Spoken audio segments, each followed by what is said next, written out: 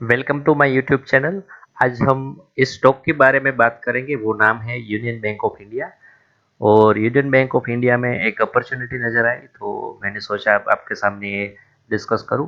हालांकि ये डिस्कशन सिर्फ लर्निंग पर्पस के लिए है। यहाँ बाय और सेल रिकमेंडेशन नहीं है, क्योंकि किसी भी सेल में अगर कोई पोजीशन बनाता है तो उसका खुद का पैसा है और खुद का ड्यू डिलीजेंस के हिसाब से ही अपना पोजीशन बनाए। तो अगर यूनियन बैंक के स्टॉक के बारे में अगर उसका फंडामेंटल चेक करें तो वो लार्ज कैप में है, यानी कि 96,000 करोड़ की मार्केट कैप है। और यूनियन बैंक या सरकारी बैंक है, यानी कि वो पीयूसी बैंक में आता है। अगर स्टॉक पे की बात करें तो 6.7%, यानी कि वो अंडर वैल्यू स्टॉक है। किसी भी बैंक का अगर बुक वैल्यू देखें तो 120, सॉरी, किसी भी वैल्यू का स्टॉक अगर बुक वैल्यू के करीबन है तो वो एट्रैक्टिव वैल्यूएशन उसको माना जाता है, क्योंकि उससे आगे बढ़ने की संभावना ज़्यादा रहती है। बैंक के केस में हम आरओसी नहीं देखते, सिर्फ आरओई देखते हैं। और किसी भी बैंक में अगर आरओई 10% से ज़्यादा है तो वो अच्छा माना जाता है। और इस बैंक ने अभी रिसेंटली 15.6% आरओई अचीव किया है।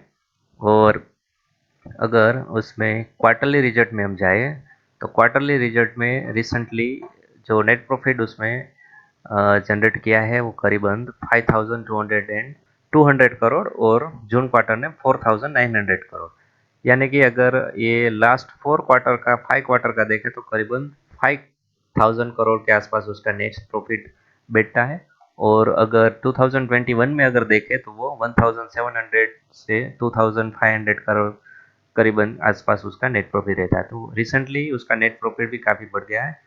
अगर प्रॉफिट और लॉस स्टेटमेंट में अगर जाएं तो रिसेंट उसका नेट प्रॉफिट है 13,000 करोड़। उससे पहले मार्च 2020 में 23 में 8,000 करोड़ का नेट प्रॉफिट, 8,500 करोड़ का नेट प्रॉफिट है।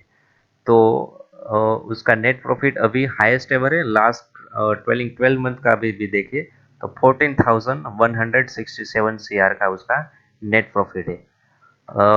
इससे पहले कभी इसका हाईएस्ट एवर नेट प्रॉफिट नहीं आया। जो 2013 का अभी मार्च 2013 का डेटा के हिसाब से अगर नेट प्रॉफिट देखें तो उसका 2,100 करोड़ है।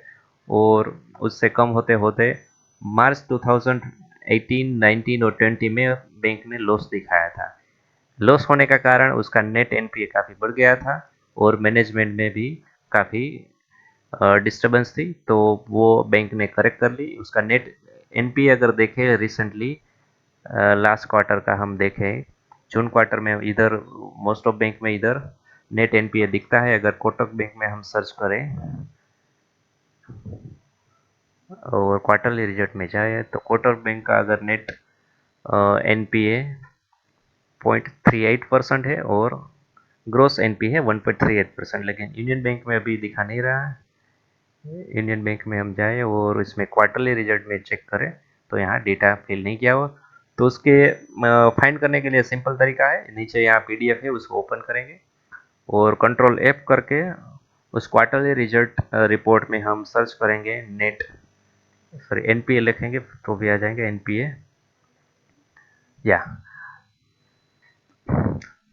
तो जून क्वार्टर का मार्च 20, सॉरी, जून क्वार्टर 2024 का नेट एनपीए अगर देखें तो 0.9% है, कोटक बैंक से भी कम है।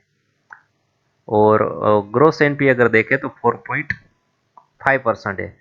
जो लास्ट ईयर का सेम क्वार्टर का अगर देखें तो 7.3% उसका ग्रोस एनपीए था और नेट एनपीए 1.58% था।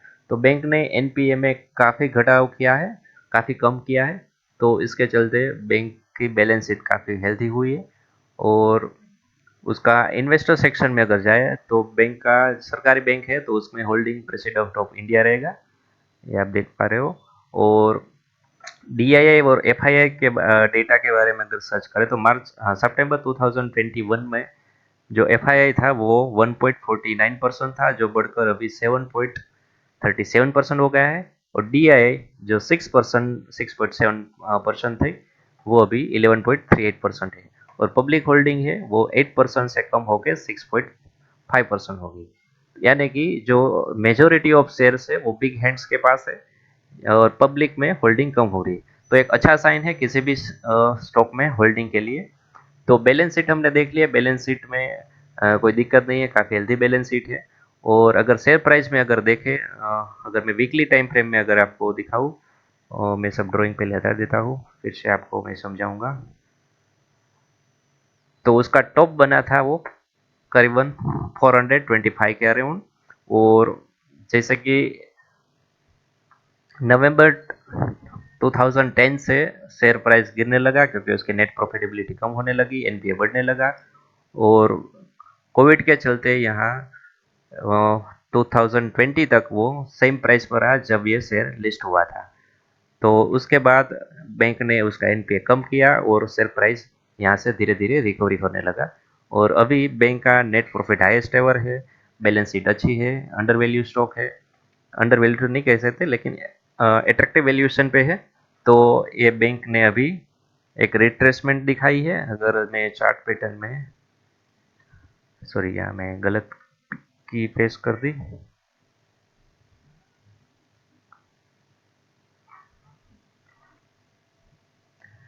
यहाँ एक अच्छा सा कप विथ हैंडल पैटर्न एक बना था, जो मैं अभी आपको ड्रॉ करके दिखाता हूँ।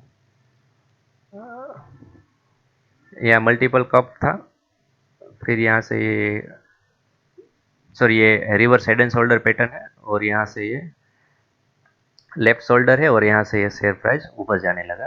अगर उसकी डेप्थ को मेजर करके उसका टेक्निकल टारगेट हम देखें, तो करीबन 169 रुपीज़ का उसका टेक्निकल टारगेट था। और अगर डे टाइम फ्रेम में अगर देखें, तो उस टारगेट को अचीव करके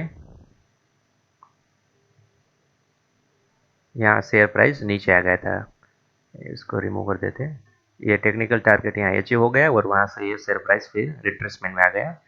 लेकिन अगर उस छोटे टाइम फ्रेम में देखें, तो यहाँ मल्टीपल टाइम सेम प्राइस पे आके रेजिस्ट दिखा के वो वापस से वो रिट्रेसमेंट में आ गया है। और यहाँ से ये फिर से ऊपर जाने की तैयारी है। अगर करंट प्राइस से सेम रेजिस्टेंस पर अगर जाता है प्राइस, तो करीबन 28% का 27% का पोटेंशियल गेन हमें मिलता है। करंट प्राइस हम देखें तो 126% 126 रुपीज़ है, टारगेट प्राइस 162 रुपीज़ है।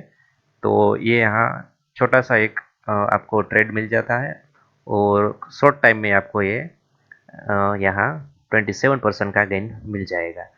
तो ये वीडियो मेरी सिर्फ लर्निंग पर्पस के लिए, जैसे मैंने पहले बताया।